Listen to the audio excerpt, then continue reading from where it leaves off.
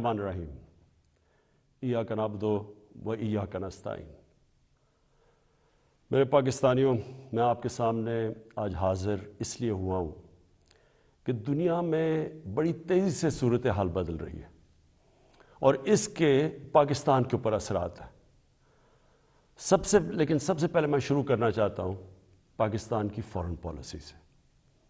میں نے 2 دورے کیے، ایک چائنا کا اور ابھی رشیا کا، روس کا۔ تو میں جو آج آپ کے سامنے سب سے پہلے بات واضح کرنا چاہتا ہوں وہ یہ کہ میرے ماں باپ ایک غلام ہندوستان میں پیدا ہوئے تھے، اور جب بھی میں بڑا ہو رہا تھا انہوں نے یہ احساس دلوایا کہ میں کتنا خوش قسمت ہوں کہ میں ایک آزاد ملک میں پیدا ہوں۔ اور جب سے میں نے سیاست شروع کی، بلکہ اس سے پہلے بھی، میری ہمیشہ یہ خواہش تھی کہ پاکستان کی جو فارن پالیسی ہو وہ آزاد ہو۔ اب آزاد فارن پالیسی کا کیا مطلب ہے؟ آزاد فارن پالیسی کا مطلب یہ ہوتا ہے کہ ایک قوم اپنے لوگوں کے فائدے کے لیے فارن پالیسی بنائے، وہ فارن پالیسی نہ بنے جو کسی اور کا فائدہ کرے اور اپنے ملک کو نقصان پہنچا دے۔ اور میں آپ کو اس غلط فارن پالیسی کی مثال دینا چاہتا ہوں کہ جو ہم نے امریکہ کے ساتھ اس کی وار آن ٹیرر میں جب حصہ لیا، تو میں شروع سے کہتا گیا، میری پارلیمنٹ میں تقریریں ہیں کہ ہماری اس جنگ سے کوئی تعلق نہیں تھا، کوئی پاکستانی ملوث نہیں تھا 9/11 میں، ہمارا کوئی اس سے لینا دینا نہیں تھا۔ تو میں تب سے کہتا گیا کہ ہمیں اس میں شرکت نہیں کرنی چاہیے۔ ہم نے پہلے امریکہ کے ساتھ کی جنگ میں شرکت کی، سوویت یونین کے خلاف، جب وہ افغانستان میں جہاد میں شرکت کی، اور پھر 10 سال کے بعد جب پھر شرکت کی 9/11 کے بعد امریکہ کے ساتھ اس کی جنگ میں، تو جب ہم تب شرکت کر رہے تھے کہ جہاد تھی کہ افغانستان میں کوئی فورن آکوپیشن ہوئی تو اس کے خلاف جہاد ہے، لیکن اب جب امریکہ افغانستان میں آ گیا تو اس کے خلاف دہشت گردی تھی۔ اس پالیسی کے میں شروع سے خلاف تھا، اور بدقسمتی سے یہ فارن پالیسی پاکستانیوں کے فائدے کے لیے نہیں کی گئی۔ اس کی وجہ سے 80,000 پاکستانیوں کی شہادتیں ہوئیں، ہمارے 35 لاکھ لوگوں کی نقل مکانی ہوئی، قبائلی علاقہ تباہ ہوا، ہمیں $150 ارب سے زیادہ ملک کو نقصان ہوا۔ لیکن جو اس کی سب سے شرمناک بات کیا تھی کہ دنیا کی تاریخ میں پہلی دفعہ ایک ملک کسی کی حمایت میں جنگ لڑ رہا ہے اور وہ ملک اسی ملک کے اوپر بمباری کر رہا ہے۔ ہمارے ملک میں 400 سے زیادہ ڈرون اٹیکس کیے گئے، ہمارے ہی دوست کہ جس کے لیے ہم جنگ لڑ رہے تھے۔ اس سے بھی زیادہ شرمناک چیز کیا ہے کہ ملٹری ڈکٹیٹرز تو ہمیشہ تاریخ ہے پاکستان کی کہ وہ ہمیشہ چاہتے ہیں کہ دنیا ان کو ایکسیپٹ کرے، ان کو مانے، ان کو لیجٹمائز کرے، اور وہ ہمیشہ آسان ہوتے ہیں سپر پاورز کے لیے استعمال کرنا۔ لیکن جنرل مشرف کے دور میں تو صرف 10 ڈرون اٹیکس ہوئے، لیکن جو 2 ڈیموکریٹک لیڈرز آئے، آصف زرداری اور نواز شریف، 10 سال، ان کے 10 سال میں 400 ڈرون اٹیکس ہوئے۔ اب میں سوال یہ ہے، اور میں پھر سے واپس آتا ہوں کہ آزاد فارن پالیسی کیا ہوتی ہے؟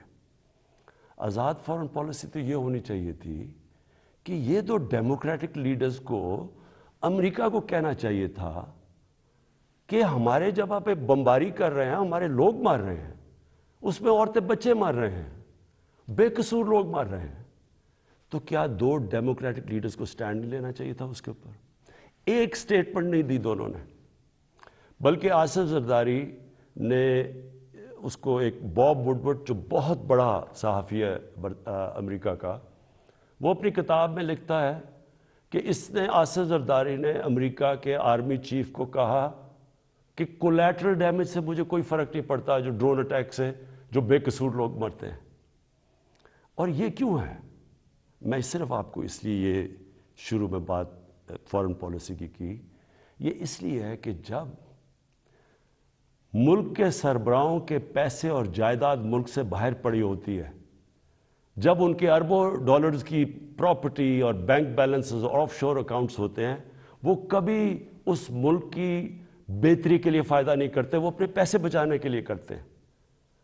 اور آج روس کے جو بڑے بڑے بزنس مین، جن کو اولیگارکس کہتے ہیں، جن کے پیسے پڑے ہوئے ہیں لنڈن اور جن کی پراپرٹیز ہیں وہاں، آج جب سے یہ جنگ شروع ہوئی ہے انہوں نے سب فریز کرنے شروع کر دیے، ضبط کرنے شروع کر دیے جو ان کے پیسے پڑے ہوئے ہیں، ان کے بزنس مین کے پیسے پڑے ہوئے ہیں مغربی بینکس میں اور مغربی کیپٹلز میں۔ تو اس لیے ہمارے ملک کی پالیسی آزاد ہو ہی نہیں سکتی۔ اور میں اپنی قوم کو آج کہنا چاہتا ہوں، آپ جب ووٹ ڈالیں تو یہ سمجھ جائیں کہ اگر اس ملک میں آپ آزاد فورن پالیسی چاہتے ہیں تو کبھی اس پارٹی کو ووٹ نہ ڈالیں جن کے سربراہ کے پیسے اور دولت اور جائیداد ملک سے باہر پڑی ہیں، وہ کبھی آزاد فورن پالیسی نہیں بنائیں گے۔ میں نے جتنے بھی دورے کیے، 2 چین کے بڑے امپورٹنٹ دورے تھے، اللہ کا کرم ہے کہ ہمارے ملک کو بھی عزت ملی اور پاکستان کے لیے انشاءاللہ وقت ثابت کرے گا بڑے زبردست۔ ہم نے دونوں جگہ بات چیت کی، خاص طور پہ چین پہ۔ جو روس میں ہم نے جانا تھا، اس لیے ہم نے جانا تھا کہ ہم نے 20 لاکھ ٹن گندم امپورٹ کرنی ہے روس سے۔ اور دوسری چیز، جو روس ایک ایسا ملک ہے جس میں میرے خیال میں دنیا کی 30% گیس ہے، تو آگے جس طرح پاکستان کی گیس کم ہو رہی ہے، ہم نے انشاءاللہ ان سے ہم نے جو معاہدے کیے ہیں کہ ان سے ہم گیس امپورٹ کریں گے۔ اور چین کے سامنے ابھی تھوڑی دیر کے بعد انشاءاللہ اس قوم کے سامنے آ جائے گا کہ جس طرح کے چین کے ساتھ ہمارے معاہدے ہوئے ہیں، اور خاص طور پہ سی پیک کا جو دوسرا فیز ہے۔ اب دوسری بات صرف میں نے مختصر کرنی تھی، اس سے پہلے میں جو ملک کے مسائل کے ہم نے حل سوچے، میں نے اور میری ٹیم نے، وہ آپ کے سامنے رکھوں گا۔ لیکن دوسری چیز ایک متنازع ایشو بنا ہوا ہے، اس کے اوپر تھوڑا شور مچا ہوا ہے کہ جی آزادی صحافت کے اوپر پابندی لگائی جا رہی ہے اور لوگوں کے منہ بند کیے جا رہے ہیں۔ میں پہلے آپ کو ایک چیز واضح کر دوں، پیکا لا، آپ سب کو یہ بتا دوں کہ یہ 2016 میں بنا تھا، اس پہ صرف ہم ترمیم کر رہے ہیں۔ جو سربراہ ملک کا جس نے کرپشن نہیں کی، جو ملک کا سربراہ ملک کے قانون نہیں توڑتا، اس کو کبھی آزاد صحافت سے، میڈیا سے کوئی خطرہ نہیں ہے۔ آج آپ اٹھا کے دیکھ لیں، پاکستان کے اخبار، میڈیا دیکھ لیں، تقریباً 70% خبریں ہمارے خلاف ہیں، ہمیں ان سے کوئی فرق نہیں پڑتا۔ لیکن یہ قانون کسی وجہ سے لے کے آئے ہیں۔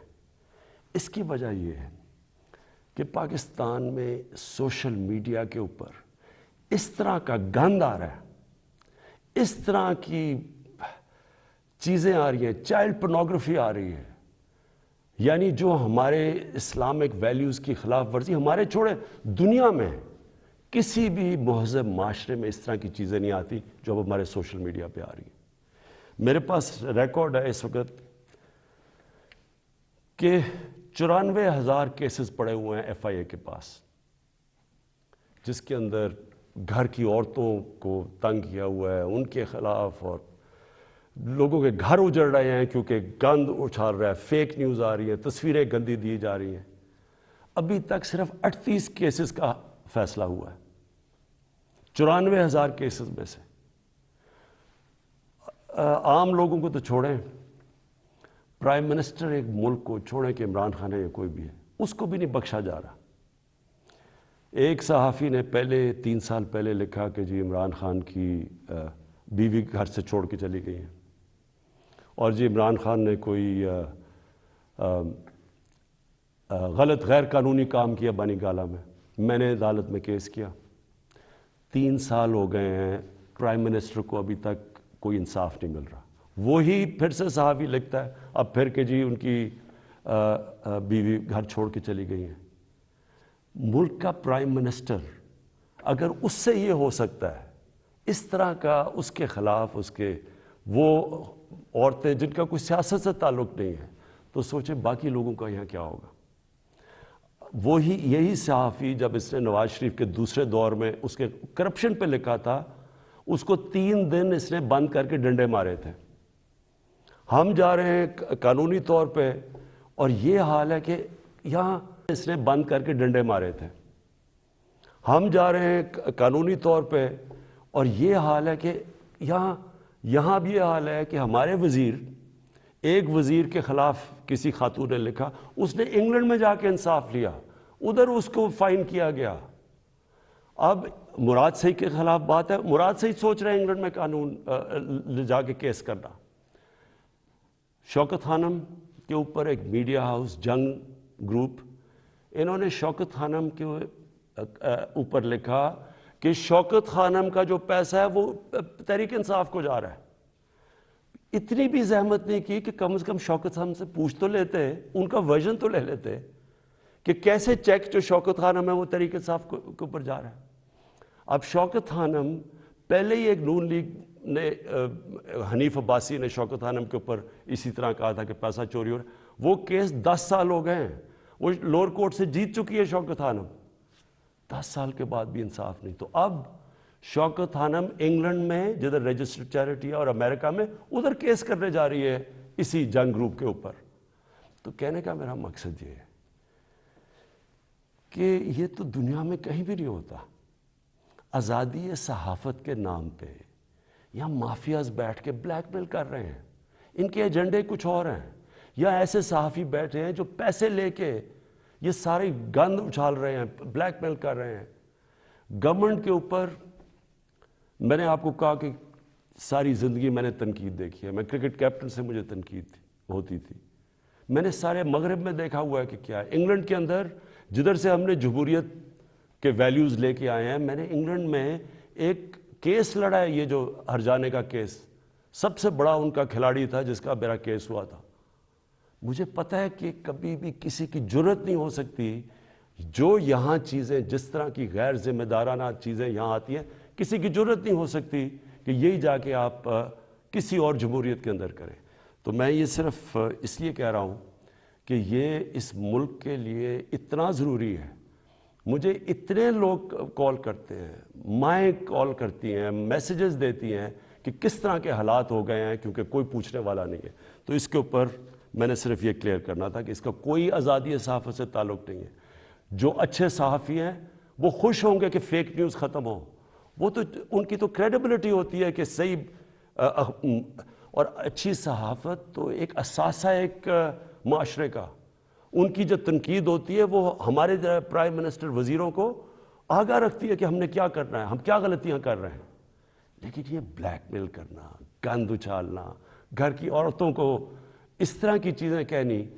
پرائم منسٹر، ملک کا پرائم منسٹر، اب یہ 3 مین اخبار ہیں یہاں. میں نومینیٹ کرتا ہوں آزاد کشمیر کا پرائم منسٹر جب ہماری پارٹی الیکشن جیتتی ہے. 3 مین اخباروں کے فرنٹ پیج پہ آتا ہے کہ جی وہ جادو ٹونے سے یا پتہ نہیں ستارے دیکھ کے اس کو آزاد کشمیر کے پرائم منسٹر کو سلیکٹ کیا گیا. یہی چیز کہیں بھی انگلینڈ اور مغرب کے اخباروں میں کرتی ہے. میں آپ کو یقین دلاتا ہوں کہ ان کے اوپر اتنا بڑا ہرجانہ ہونا تھا کہ ان کی شاید اخبار ہی بند ہو جاتے. اب میں دوسری چیز پہ آنا چاہتا ہوں، بتانا چاہتا ہوں کہ ہم اب ہمارے جو حالات ہیں ان کے اوپر ہم نے اب کیا بڑی محنت کر کے ہم نے کیا تجویزیں سوچی ہوئی ہیں. تو سب سے پہلے کہ میں آپ کو صرف یہ یاد کرانا چاہتا ہوں، اور یہ ضروری ہے یاد کرنا، کیونکہ اگر تو مجھے سوئٹزرلینڈ کی اکانومی ملی ہوتی تو بڑا اچھا ہوتا. آج اسی پر بتاتے کہ وہ حالات تب یہ تھے تو اب آپ نے کیا کیا ہے. تو جب ہمیں اکانومی ملی تھی 2018 میں، جو سب سے بڑا پاکستان کی تاریخ کا خسارہ تھا، اندرونی بھی فسکل ڈیفیسٹ بھی اور بیرونی جس کو کرنٹ اکاؤنٹ ڈیفیسٹ کہتے ہیں، وہ پاکستان کی تاریخ میں سب سے بڑا ڈیفیسٹ تھا. ہمارے جو فورن ایکسچینج ریزروز تھے وہ مشکل سے 3 ہفتے کی بھی امپورٹس کے لیے کافی نہیں تھے. ہماری کئی باہر کی لائبلٹیز جو تھی ہم پیسے نہیں دے سکتے تھے. وہ پاکستان ملا تھا. اور اس کے بعد اتنے مشکل وقت سے نکلتے ہوئے اس کے بعد ہم کرونا آ گیا. اب کرونا کا میں صرف آپ کو یہ بتا دوں کہ یہ 100 سال میں ایک دفعہ اتنا بڑا کرائسس آتا ہے جو کرونا آیا. دنیا میں آپ دیکھ لیں کہ حالات کیا ہوئے. اچھی بھلی اکانومیز اجڑ گئیں.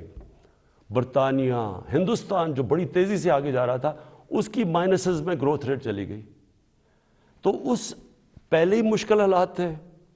ہماری جو گروتھ ریٹ تھی وہ 0.2% بھی نہیں تھی. تو پہلے ہی برے حالات تھے، اوپر سے کرونا آ گیا. تو اس کرونا کے وبا سے جس طرح پاکستان نے ڈیل کیا اور کرتا آیا وہ میں ابھی بعد میں بتاؤں گا. لیکن اس کے بعد دو اور چیزیں ہو گئیں. جب کیونکہ پہلے تو کرونا آ کے لاک ڈاؤنز ہو گئے، اس کے اپنے مسئلے آئے. اس کے بعد جب لاک ڈاؤنز اٹھنے شروع ہوئے تو سپلائی لائنز افیکٹ ہوئی تھی. اس سے ایک کموڈٹی سپر سائیکل کہتے ہیں، یعنی جو کموڈٹیز تھیں وہ تاریخی مہنگی ہو گئی. اس سے کیا ہوا کہ دنیا کے اندر مہنگائی آ گئی، انفلیشن آ گئی.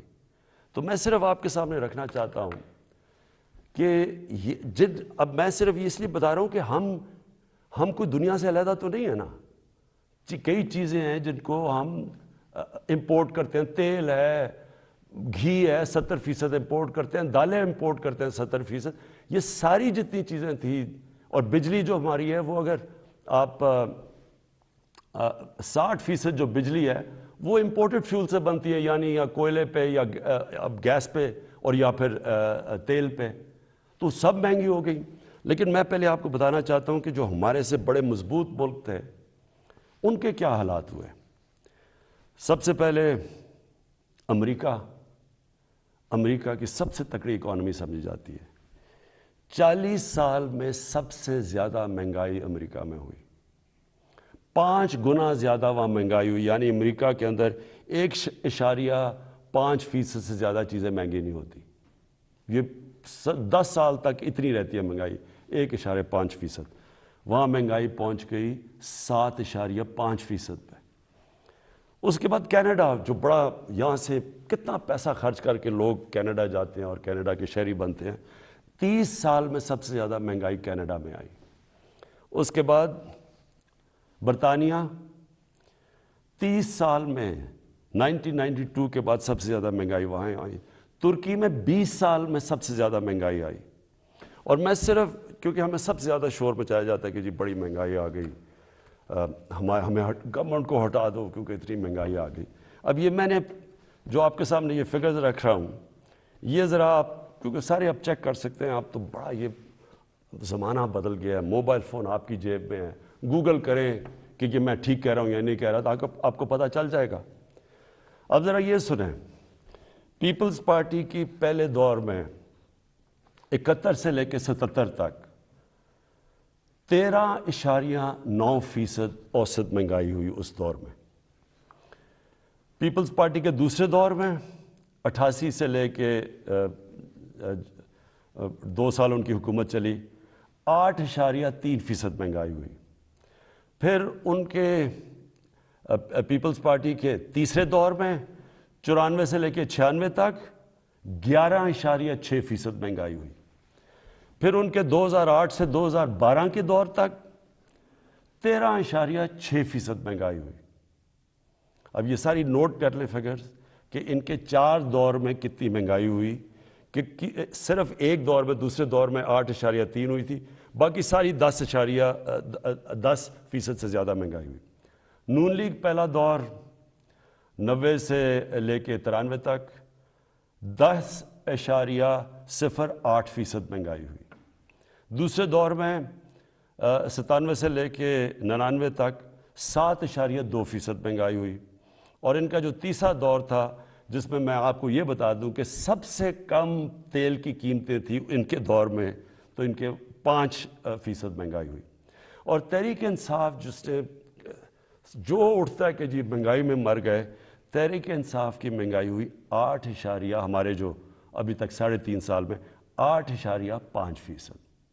تو پہلے تو یہ ذرا واضح ہو جائے آپ کو کہ مہنگائی کتنی ہے ان کے مقابلے میں، کیونکہ وہ بڑا شور مچا ہوا جی گورنمنٹ گرا دو، جلدی سے گرا دو، کیونکہ لوگ پس گئے مہنگائی میں. پہلے ہاں ہے مہنگائی، اور میں اس کے اوپر ابھی بعد میں آنے لگا ہوں، لیکن ہم اس وقت مہنگائی آئی ہوئی ہے جو دنیا کے اندر مہنگائی کا سائیکل آیا ہوا ہے۔ اچھا جی، پھر انصاف کی مہنگائی ہوئی 8 ہمارے جو ابھی تک 3.5 سال میں 8.5%۔ تو پہلے تو یہ ذرا واضح ہو جائے آپ کو کہ مہنگائی کتنی ہے ان کے مقابلے میں، کیونکہ وہ بڑا شور مچا ہوا جی گورنمنٹ گرا دو، جلدی سے گرا دو، کیونکہ لوگ پس گئے مہنگائی میں۔ پہلے ہاں ہے مہنگائی، اور میں اس کے اوپر ابھی بعد میں آنے لگا ہوں، لیکن ہم اس وقت مہنگائی آئی ہوئی ہے جو دنیا کے اندر مہنگائی کا سائیکل آیا ہوا ہے۔ اچھا جی، پھر تحریک انصاف دوسری چیز کہتے ہیں جی بڑی ہماری نااہل حکومت ہے۔ تو میں صرف اب آپ کو صرف جو انٹرنیشنلی مانا گیا کہ تحریک انصاف نے کس طرح یہ سارے چیزوں کا مقابلہ کیا، اب میں صرف انٹرنیشنل اکنالجمنٹ بتا رہا ہوں کہ دنیا نے تحریک انصاف جو اس وبا میں جو 100 سال میں ایک دفعہ اتنا بڑا بحران آتا ہے، تو دنیا کیا کہتی ہے۔ سب سے پہلے اکانومسٹ میگزین جو دنیا میں ساری دنیا کی اکانومیز کا جائزہ لیتی ہے، وہ کہتی ہے کہ 3 سالوں کے اندر جو یہ کرونا کا دور ہے، جو ملک ٹاپ 3 میں 190 ملکوں میں جو سب سے اوپر، جس نے سب سے بہتر طریقے سے اپنی معیشت بھی بچائی اور اپنے لوگوں کو بچایا، ان 3 میں پاکستان ہے۔ ورلڈ بینک نے تعریف کی، ورلڈ اکنامک فورم نے تعریف کی، ورلڈ ہیلتھ آرگنائزیشن نے خود مثال دی پاکستان کی کہ جس طرح انہوں نے اس چیلنج کا مقابلہ کیا۔ تو اگر اتنا نااہل ہوتا ملک، تو دنیا کے اندر جدھر ساری دنیا کی بڑی بڑی اکانومیز، ہمارے سے بہتر سسٹمز جن ملکوں کے تھے، اگر وہاں اتنی تباہی آئی ہے اور پاکستان اس سے نکلا ہے۔ بل گیٹس جب ابھی مجھے ملنے آئے تو انہوں نے خاص پوچھا کہ کیا آپ نے قدم اٹھائے تھے کہ آپ اتنے بڑے چیلنج سے آپ اتنی بہتر نکلے۔ وہ باقاعدہ NCOC جدھر سے ہمارا سارا یہ کنٹرول ہم کرتے تھے، باقاعدہ وہاں گئے، انہوں نے تعریفیں کی، اور پھر یہ بھی تعریف کی کہ ایک طرف ہم کرونا سے لڑ رہے تھے اور دوسری طرف اب پچھلے سارے سال میں کوئی پاکستان میں پولیو کا کیس نہیں ہوا۔ تو یہ اگر حکومت اتنی نااہل تھی۔ پھر اس کے بعد جو ہمارا احساس پروگرام ہے، احساس پروگرام کو ورلڈ بینک نے دنیا کے 4 ٹاپ پروگرامز کے اندر کہا گیا کہ جو سب سے بہترین احساس پروگرام تھا اس مشکل وقت میں، جنہوں نے لوگوں کے لیے آسانیاں پیدا کری، وہ تھا۔ پھر اس کے علاوہ میں صرف ایک اور بھی ایڈ کرنا چاہتا ہوں کہ کبھی ہمارے سے پہلے مجھے بتائیں یہ 2 جماعتیں، کبھی انٹرنیشنلی کسی چیز میں ان کی کوئی تعریف کی گئی ہو؟ کلائمیٹ چینج کے اندر برطانیہ کے پرائم منسٹر نے یونائٹڈ نیشنز جنرل اسمبلی میں پاکستان کی تعریف کی کہ پاکستان جس طرح کلائمیٹ چینج سے جو اگلا بہت بڑا مسئلہ دنیا کو آ رہا ہے، اس نے صرف اور صرف پاکستان کی تعریف کی۔ اچھا جی، اس کے بعد میں جو آپ کے سامنے جو ابھی چیزیں لے کے آ رہا ہوں کہ ہم نے کرنا کیا ہے تاکہ آپ سب، میری ساری قوم تیار ہو جائے اس کے لیے۔ اب اس سچویشن کے اندر اب میں ذرا آپ کو بتاؤں کہ ایک طرف اکانومی کا برا حال تھا، پھر اوپر سے کرونا آ گئی، پھر وہ ایک دنیا کے اندر قیمتیں چڑھ گئیں، اور پھر افغانستان کا کرائسس آ گیا۔ افغانستان میں کیا ہوا تھا؟ افغانستان میں لوگوں نے پینک کر کے ڈالر خریدنے شروع کر دیے، ڈالر آ کے انہوں نے پاکستان سے خریدے، کیونکہ وہاں لوگوں کو انسرٹنٹی تھی، اس سے پریشر پڑ گیا ہمارے روپے کے اوپر۔ اور اس کے بعد وہ بھی میں بعد میں ہوں کہ اب یوکرین آ گیا، لیکن اس سے پہلے اب سوچیں کہ اس ساری چیز میں پاکستان نے اس مشکل وقت میں پاکستان کی جو اکانومی تھی، جو ہماری دولت میں اضافہ ہو، جو گروتھ ریٹ تھی، اور وہ ورلڈ بینک ویریفائی کر رہا ہے، وہ 5.6% تھی۔ 5.6% نون لیگ کے آخری سال میں تھی، جب انہوں نے خسارہ کر کے، قرضے لے کے اور بڑے خسارے کر کے، جب انہوں نے جو ان کی بیسٹ 5ویں سال میں تھی، وہ تیسرے سال میں تحریک انصاف کے 5.6% تھی۔ یہ ہم نہیں کہہ رہے، یہ ورلڈ بینک نے ویریفائی کی ہے۔ اس کے علاوہ کیا ہوا؟ پاکستان کی دولتوں میں یہ کیسے اتنی زیادہ ہماری گروتھ ریٹ بنی؟ پاکستان کی تاریخ میں سب سے زیادہ ریمیٹنسز بیرون ملک پاکستانیوں نے بھیجی، 31 ارب ڈالر۔ یہ تقریباً 10 ارب ڈالر زیادہ تھی جو کہ ہمارے سے پہلے ریمیٹنس بھیجتے تھے۔ پاکستان کی تاریخ کی سب سے زیادہ ایکسپورٹس کی گئی۔ پچھلے 5 سال میں جو پچھلا نون لیگ کا دور تھا، ایکسپورٹس وہیں کی وہیں تھی۔ میں آپ کے سامنے ایک یہ رکھتا ہوں، یہ میں چاہتا ہوں کہ یہ ذرا آپ گراف دیکھ لیں۔ اس گراف میں آپ کو یہ نظر آئے گا کہ 2000 سے گراف ہے اور 2020 تک۔ اس گراف کے اندر آپ دیکھیں گے کہ یہ روانڈا اسی دور میں کدھر سے کدھر چلا گیا، ویتنام اس دور میں کدھر سے کدھر چلا گیا، چائنا اس کدھر گیا، ہندوستان کدھر گیا، بنگلہ دیش کدھر گیا، اور پاکستان سب سے نیچے۔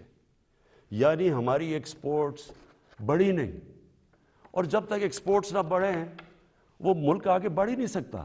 تو ہم نے، مجھے اور فخر ہے اس چیز پہ کہ 38 ارب ڈالر کی پاکستان کی تاریخ میں سب سے زیادہ ہم نے ایکسپورٹس کی، ان سارے چیلنجز کے باوجود۔ پھر ہماری جو ٹیکس کلیکشن ہے، کوئی سوچ بھی نہیں سکتا تھا کہ جب لاک ڈاؤنز ہوئے ہوں اور اکانومی سلو ہوئی ہو، اس دور میں پاکستان کی جو ٹیکس کلیکشن ہے وہ 6000 ارب روپے سے زیادہ ہوئی۔ ریکارڈ ہے پاکستان کی تاریخ میں، اور یہ گروتھ تھی 31% ہماری ٹیکس کلیکشن کی گروتھ ہوئی۔ اور پھر سے میں ریپیٹ کرتا ہوں، یہ ساری جتنے بھی میں اعداد و شمار آپ کو دے رہا ہوں اپنے موبائل فون کے اوپر، یہ سب چیک کر سکتے ہیں۔ پھر جو 4 بڑی پاکستان کی فصلیں تھیں، گندم، چاول، شوگر، گنا اور مکئی، پاکستان کی تاریخ میں سب سے زیادہ ان کی پروڈکشن ہی نہیں ہوئی ان 4 کی، کیونکہ ہم نے پیکج دیے ہوا تھا اپنے کسانوں کو۔ قیمت بھی سب سے زیادہ ملی، تو صرف کسانوں کے پاس پہلی دفعہ 1100 ارب روپیہ اضافی پیسہ گیا کسانوں کے پاس۔ اور یہ اس سے کیا ہوا؟ کسانوں کے پاس جب پیسہ زیادہ گیا، ہم نے پہلے یہ شوگر ملز والے ان کو پیسے ٹائم پہ نہیں دیتے تھے، ان کی کٹوتی کر دیتے تھے، ان کو پیسے کم ملتے تھے، لائنیں لگی ہوتی تھیں ان کی، یعنی شوگر ملز کے باہر کسانوں کی۔ کیونکہ ہم نے قانون پاس کیے اور ہم نے ان کو صحیح پیسہ دلوایا، ان کو قیمت ملی، ٹائم پہ ملی، انہوں نے اپنی پیسہ لگایا زمین پہ، اس کی وجہ سے یہ پاکستان کی تاریخ میں اور بھی ہم نے قدم اٹھائے، کسان کارڈ ہے، لیکن اس کی وجہ سے ہماری اتنی زیادہ ریکارڈ پروڈکشن ہوئی۔ ان کو قیمت ملی، ٹائم پہ ملی، انہوں نے اپنی پیسہ لگایا زمین پہ، اس کی وجہ سے یہ پاکستان کی تاریخ میں اور بھی ہم نے قدم اٹھائے، کسان کارڈ ہے، لیکن اس کی وجہ سے ہماری اتنی زیادہ ریکارڈ پروڈکشن ہوئی۔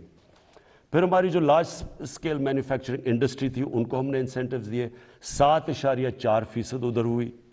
ہماری جو ٹاپ پاکستان کی 100 کمپنیز تھیں، انہوں نے 930 ارب روپے کا پروفٹ جو ریکارڈ کمایا، اس سے کبھی اتنا زیادہ پروفٹ ہی انہوں نے کمایا۔ اور میں چاہتا ہوں کہ یہاں لوگ بڑے بڑے منافع کریں تاکہ اور انویسٹرز آئیں، تاکہ اور خوشحالی آئے، تاکہ اور ملک کی دولت میں اضافہ ہو۔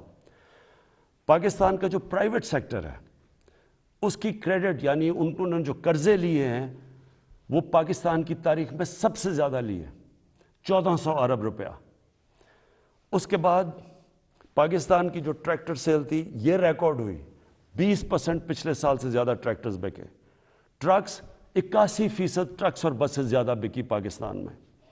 ٹیکسٹائل کی ایکسپورٹ پاکستان کی تاریخ میں سب سے زیادہ ہوئی، 16 ارب ڈالر، اور ہماری مین ایکسپورٹ ہی ٹیکسٹائل ہے۔ تیل کی کنزمپشن، یعنی ہمارا جو تیل 15% بڑھ گئی پاکستان میں تیل کی کنزمپشن۔ کیوں؟ کیونکہ ایکٹیویٹی بڑھ گئی، بزنس ایکٹیویٹی بڑھ گئی۔ کنسٹرکشن سیکٹر کے اندر، کیونکہ ہم نے کنسٹرکشن سیکٹر کو اٹھایا تھا سب سے پہلے، اس میں 1500 ارب روپیہ کنسٹرکشن سیکٹر کے اندر گیا، اور جس کی وجہ سے آپ نے دیکھا کہ جو ہمارے روزگار، لوگوں کا روزگار بھی بڑھا۔ اور پھر جو ہمارا فورن ایکسچینج تھا، جو ہمیں سب سے کم فورن ایکسچینج ریزروز رہ گئے تھے، ہمارے 23.2 ارب ڈالر کے فورن ایکسچینج ریزرو، تقریباً پاکستان کی تاریخ میں سب سے زیادہ ہمارے فورن ایکسچینج ریزروز ہیں۔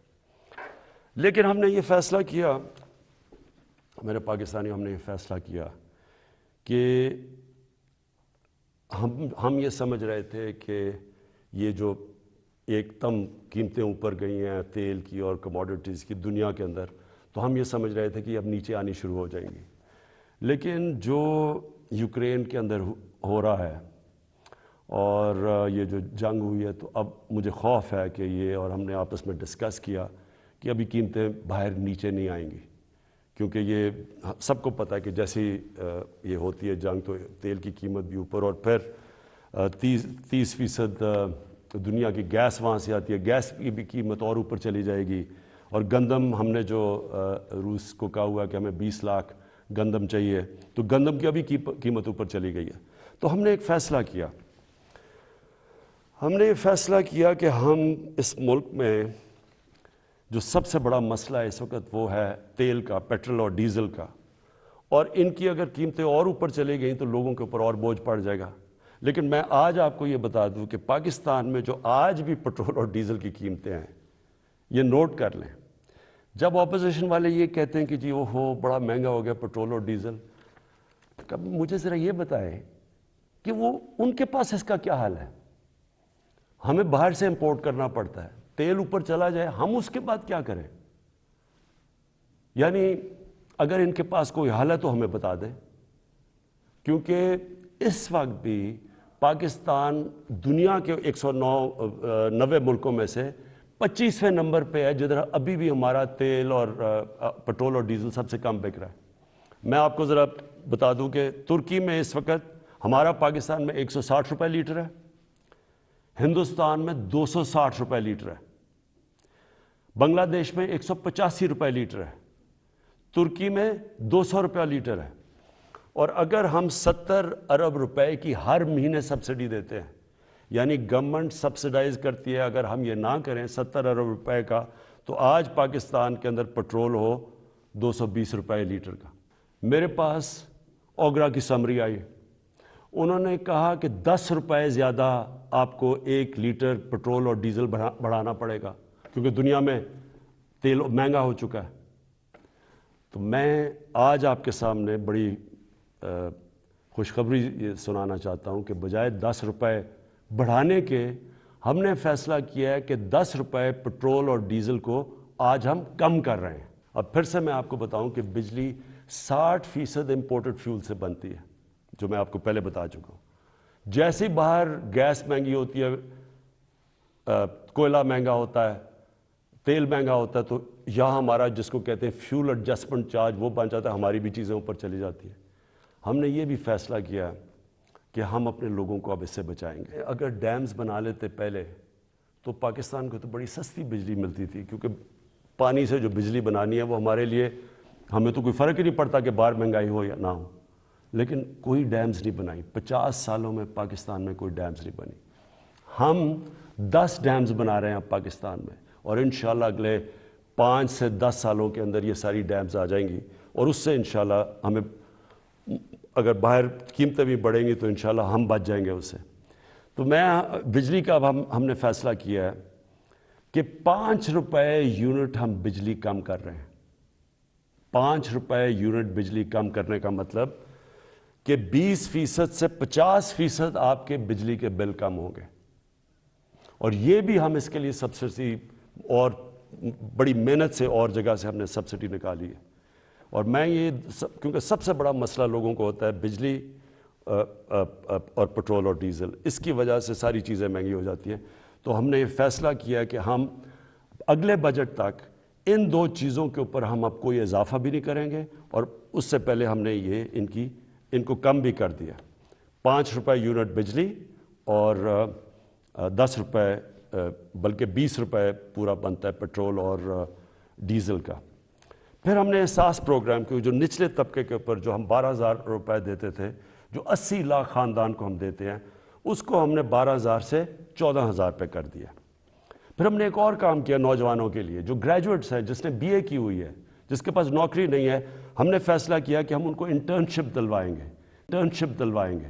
30,000 روپے جو بھی گریجویٹ ہوگا اس کو کہیں انٹرنشپ دلوائیں گے تاکہ ان کو کم از کم کوئی پیسہ ملے. پھر ہم نے اسکالرشپس کا میں آپ کو بتا دوں 26 لاکھ ہم نے اسکالرشپس ہم صوبے جو ہمارے نیچے صوبے ہیں اور جو سینٹر ہے، اور اس کے اوپر 38 ارب روپیہ ہم خرچ کر رہے ہیں. یہ اب پرائم منسٹر کے جو پورٹل ہے اس کے اوپر اب سارا کنٹرول ہوگا.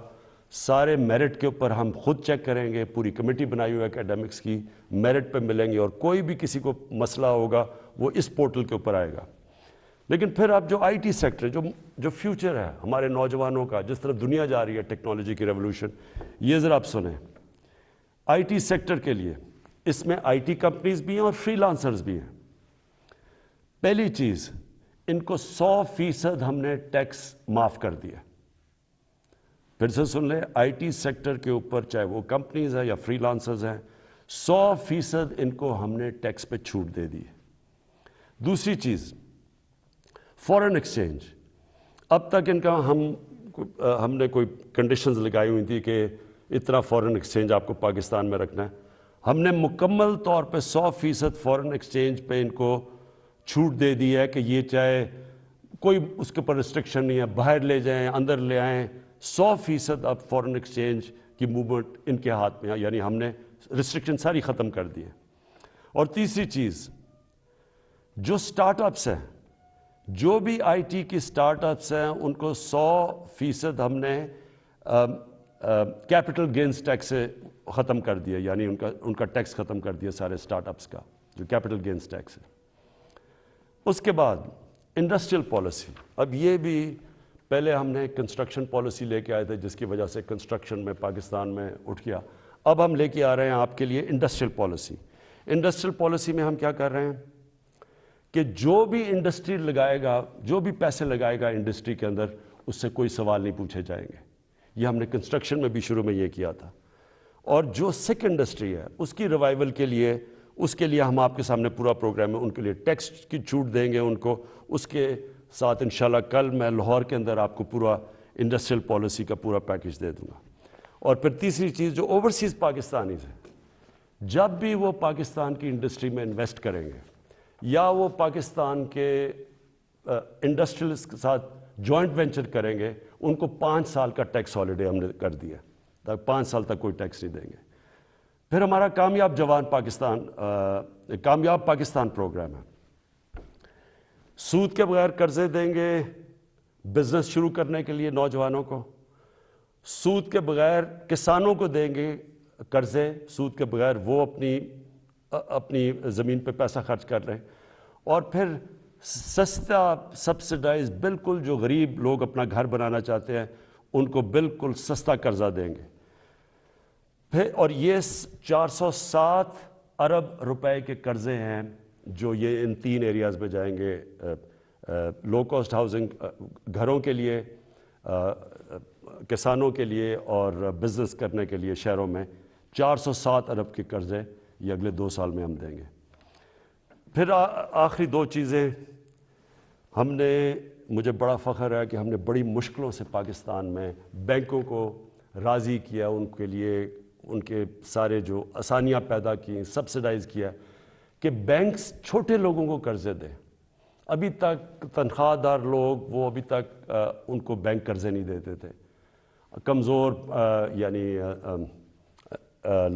جو مزدور ہوتے ہیں, ویلڈر ہوتے ہیں, وہ کام کرنے والے, ان کی سوچ بھی نہیں سکتے اپنے لیے گھر بنانا. بڑی ہمیں 1 سال لگایا, ہم نے پوری ان کے لیے آسانیاں پیدا کی. گورنمنٹ نے سبسڈائز کیے قرضے, آسانیاں پیدا کی تاکہ اگر ایک آدمی اپنے گھر میں جو ایک کرائے کا گھر لیتا ہے, جو کرائے کے اوپر پیسے دیتا ہے, اسی پیسوں کی وہ قسطیں بن جائے اور اس کا اپنا گھر ہو جائے.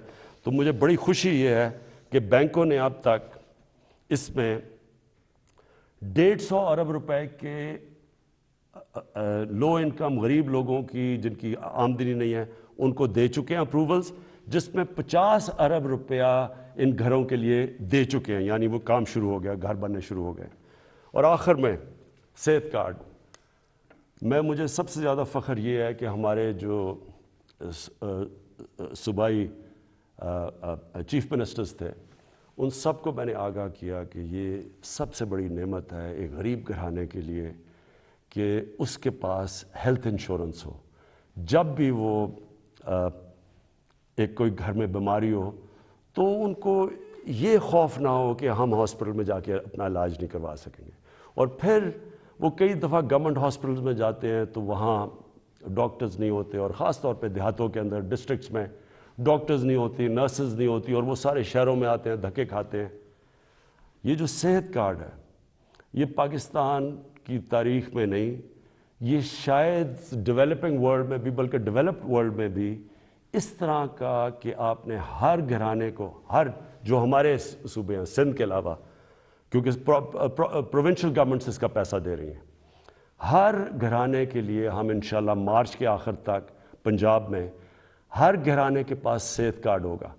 ہر خاندان 10 لاکھ روپے تک کسی بھی ہسپتال میں جا کے علاج کروا سکتا ہے۔ یہ ضروری ہے سمجھنا، پہلے تو ہوتا تھا نہیں گورنمنٹ ہاسپٹل، اب وہ پرائیویٹ ہاسپٹل میں جا کے علاج کروا سکتا ہے، اور ہر گھرانے کے پاس یہ صحت کارڈ ہوگا۔ اور انشاءاللہ یہ پورا ایک ہیلتھ سسٹم بن رہا ہے پاکستان میں۔ ابھی سے چھوٹے چھوٹے ہاسپٹل دیہاتوں میں جانا شروع ہو گئے ہیں، کیونکہ دیہاتوں میں ہمارے گورنمنٹ ہاسپٹل میں ڈاکٹرز نہیں ہوتے کئی دفعہ، تو پرائیویٹ سیکٹر جانا شروع ہو گیا۔ اور میری یہ خواہش تھی کہ پاکستان میں ایک پورا جال بچ جائے ہاسپٹلز کا۔ تو گورنمنٹ کے پاس تو کبھی بھی اتنا پیسہ نہیں آنا تھا، تو اب پرائیویٹ سیکٹر کے لوگ خود جائیں گے، کیونکہ اب ہیلتھ کارڈ ہوگا، غریب سے غریب گھرانے کے پاس بھی ہیلتھ کارڈ ہوگا، اور اگر ان کو گھر میں کوئی بیماری ہو وہ جا کے پرائیویٹ ہاسپٹل میں بھی اپنا علاج کروا سکتے ہیں۔ یہ میں سمجھتا ہوں کہ ہم نے جو ہماری 3.5 سال کی حکومت ہے، یہ سب سے بڑا کام ہے، کیونکہ جب کوئی گھر میں ایک بیماری ہو اور آپ کے پاس پیسہ نہ ہو تو اس سے زیادہ ایک خاندان کی بے بسی کا عالم نہیں ہوتا۔ میں آخر میں آپ کے سامنے، اپنی قوم کے سامنے یہ کہنا چاہتا ہوں کہ مجھے پتہ ہے یہ مشکل حالات ہیں، مجھے پتہ ہے کہ ہم نے یہ جو 3.5 سال گزارے ہیں، کبھی ایک مشکل سے نکلتے تھے، پھر دوسری مشکل، کبھی پلوامہ ہو گیا تو کبھی کرونا ہو گیا، اور اس کے بعد پھر مسئلے، اور اب یوکرین کا مسئلہ آ گیا۔ لیکن یہ میں آج آپ کو کہتا ہوں کہ سارا وقت میری اور میری حکومت صرف ایک چیز سوچتی ہے کہ ہم آپ کے اوپر کس طرح یہ جو آپ کے اوپر بوجھ پڑا ہوا ہے، یہ ہم کیسے کم کر سکتے ہیں۔ اور انشاءاللہ یہ جب ہم اس سے نکلیں گے، اور جس طرح ماشاءاللہ ہمارا ملک صحیح راستے پہ چل پڑا ہے، اکانومی صحیح راستے پہ چل پڑی ہے، بلومبرگ ویسے میگزین جو کہ دنیا کی اکانومیز کا جائزہ لیتی ہے، اور پھر IMF جس نے ابھی رپورٹ میں کہا ہے کہ پاکستان کی جو گروتھ ہے، جو ان کی دولت میں اضافہ ہے، جو ہوتا جا رہا ہے، وہ اب یہ صحیح راستے پہ، اور یہ سسٹینیبل ہے۔ چھوٹے چھوٹے ہاسپٹل دیہاتوں میں جانا شروع ہو گئے ہیں، کیونکہ دیہاتوں میں ہمارے گورنمنٹ ہاسپٹل میں ڈاکٹرز نہیں ہوتے کئی دفعہ، تو پرائیویٹ سیکٹر جانا شروع ہو گیا۔ اور میری یہ خواہش تھی کہ پاکستان میں ایک پورا جال بچ جائے ہاسپٹلز کا۔ تو گورنمنٹ کے پاس تو کبھی بھی اتنا پیسہ نہیں آنا تھا، تو اب پرائیویٹ سیکٹر کے لوگ خود جائیں گے، کیونکہ اب ہیلتھ کارڈ ہوگا، غریب سے غریب گھرانے کے پاس بھی ہیلتھ کارڈ ہوگا، اور اگر ان کو گھر میں کوئی بیماری ہو وہ جا کے پرائیویٹ ہاسپٹل میں بھی اپنا علاج کروا سکتے ہیں۔ یہ میں سمجھتا ہوں کہ ہم نے جو ہماری 3.5 سال کی حکومت ہے، یہ سب سے بڑا کام ہے، کیونکہ جب کوئی گھر میں ایک بیماری ہو اور آپ کے پاس پیسہ نہ ہو تو اس سے زیادہ ایک خاندان کی بے بسی کا عالم نہیں ہوتا۔ میں آخر میں آپ کے سامنے، اپنی قوم کے سامنے یہ کہنا چاہتا ہوں کہ مجھے پتہ ہے یہ مشکل حالات ہیں، مجھے پتہ ہے کہ ہم نے یہ جو 3.5 سال گزارے ہیں، کبھی ایک مشکل سے نکلتے تھے، پھر دوسری مشکل، کبھی پلوامہ ہو گیا تو کبھی کرونا ہو گیا، اور اس کے بعد پھر مسئلے، اور اب یوکرین کا مسئلہ آ گیا۔ لیکن یہ میں آج آپ کو کہتا ہوں کہ سارا وقت میری اور میری حکومت صرف ایک چیز سوچتی ہے کہ ہم آپ کے اوپر کس طرح یہ جو آپ کے اوپر بوجھ پڑا ہوا ہے، یہ ہم کیسے کم کر سکتے ہیں۔ اور انشاءاللہ یہ جب ہم اس سے نکلیں گے، اور جس طرح ماشاءاللہ ہمارا ملک صحیح راستے پہ چل پڑا ہے، اکانومی صحیح راستے پہ چل پڑی ہے، بلومبرگ ویسے میگزین جو کہ دنیا کی اکانومیز کا جائزہ لیتی ہے، اور پھر IMF جس نے ابھی رپورٹ میں کہا ہے کہ پاکستان کی جو گروتھ ہے، جو ان کی دولت میں اضافہ ہے، جو ہوتا جا رہا ہے، وہ اب یہ صحیح راستے پہ، اور یہ سسٹینیبل ہے۔ یہ بہت بڑی چیز ہے کہ ایک مشکل وقت سے نکل کے آج پاکستان صحیح راستے پہ نکل چکا ہے۔ پاکستان پائندہ باد۔